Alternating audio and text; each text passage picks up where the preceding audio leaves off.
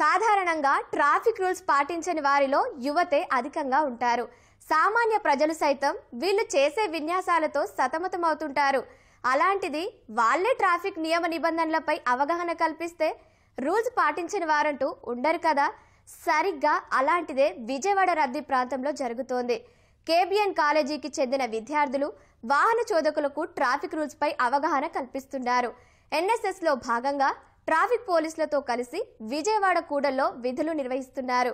విద్యార్థులు విజ్ఞానం నేర్చుకోవాలంటే కేవలం తరగతి గదులనే కాదు, ఇలా ప్రపంచం రోడ్లపైన కూడా నేర్చుకోవచ్చు, ప్రజలకు అవగాహన కల్పించవచ్చు అని విద్యార్థులు ఇక్కడ నిరూపిస్తూ ఉన్నారు.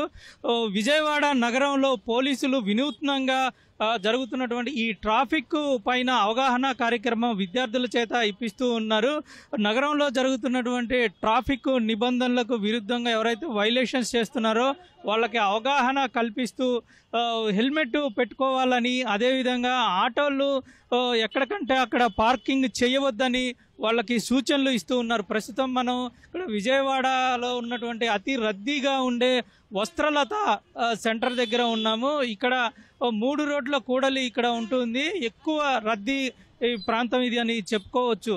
ఒకవైపు తరగతి గదులు, పగటి వేళల్లో తరగతి గదుల్లో ఉండి వీళ్ళు చదువుకుంటూ సాయంత్రం సమయంలో ఇక్కడ విద్యార్థులు వాళ్ళకి అవగాహన కల్పిస్తూ ఉన్నారు.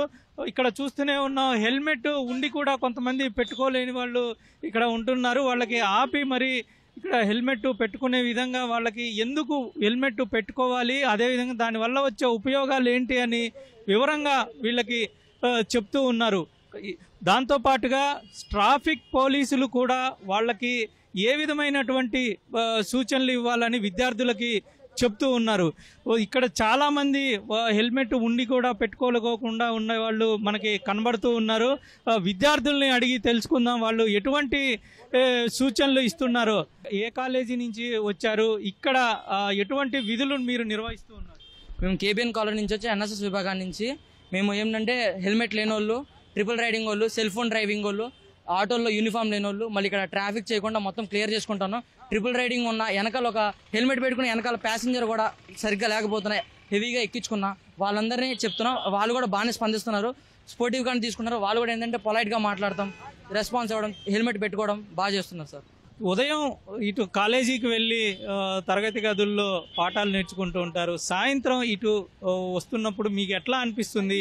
ఇక్కడ రోడ్డు మీద విధులు నిర్వహించడం ఎలా అనిపిస్తుంది? మేము ఆపటం వలన చాలామంది తప్పించుకొని వెళ్ళిపోవడం జరుగుతుంది. కానీ ఏంటంటే మేము ఆపి వాళ్ళతో హెల్మెట్ ధరించేలా చేసి సేఫ్గా పంపించేయడం జరుగుతుంది. క్లాస్ రూముల్లో పాఠాలు నేర్చుకుంటూ ఉన్నారు, మీరు మళ్ళా రోడ్డు మీదకి వచ్చి ఈ విధమైనటువంటి విధులు నిర్వహించడం మీకు ఎలా అనిపిస్తుంది?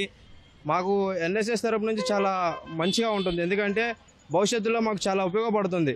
మేము పలానా సమాజ సేవ చేస్తున్నామని చెప్పి పలానా రోజు మాకు ఇలా ఉంటుంది కాబట్టి మేము కాలేజీకి వెళ్ళి అక్కడ నేర్చుకుంటూ మధ్యాహ్నం తర్వాత మళ్ళీ ఇక్కడికి వచ్చి సమాజ సేవ చేస్తున్నాము. సో మాకు చాలా మనస్ఫూర్తిగా ఉంది. ఇక్కడ విద్యార్థులు కొన్ని చోట్ల మనకి ఇక్కడ కనబడుతూ ఉంది, follow traffic rules and save your future, అదేవిధంగా leave sooner, drive slower, live longer, ఇట్లాంటి నినాదాలతోటి వీళ్ళు విద్యార్థులు ఒక పక్కన నించొని వచ్చినటువంటి వాహనదారులకు ఒక అవగాహన కల్పిస్తూ ఉన్నారు.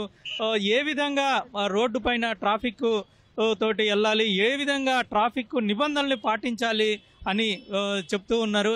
చెప్పండి, మీరు ఏ విధంగా ప్రజలకి అవగాహన కల్పిస్తూ ఉన్నారు?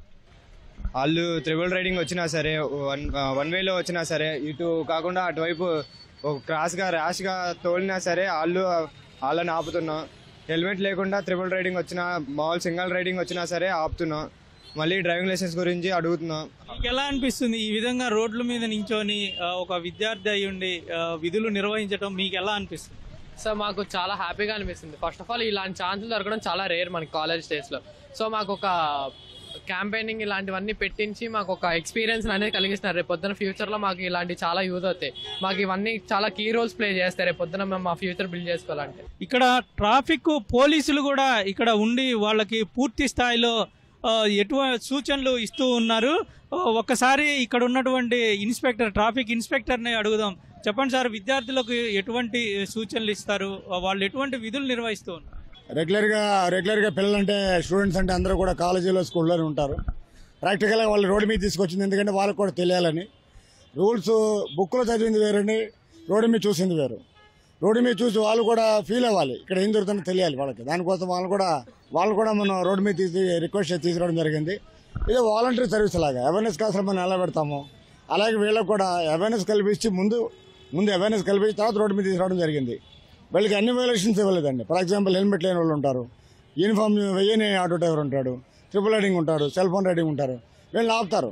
వీళ్ళు వెనకాల మేము ఉంటాం, వాళ్ళకి ఇబ్బంది లేకుండా మేము కూడా ఉండాలి. లేదంటే అందరూ బాధ్యతగా స్పందించకపోవచ్చు. కేపీఎన్ కాలేజీ ఎన్ఎస్ఎస్ స్టూడెంట్స్ వాళ్ళందరూ కూడా వాళ్ళని కూడా ఎండ తగలకుండా కొద్దిగా చల్లబడిన తర్వాత ఒక 2.5 hours వాళ్ళ దగ్గర డ్యూటీ తీసుకుంటున్నాం. ఇప్పుడు మనతో పాటు కేబిఎన్ కాలేజీ నుంచి వచ్చినటువంటి ఎన్ఎస్ఎస్ టీచర్ కూడా ఉన్నారు. చెప్పండి సార్, ఏ విధంగా విద్యార్థులు ఇక్కడ విధులు నిర్వహిస్తూ ఉన్నారు, మీకు ఎట్లా అనిపిస్తుంది?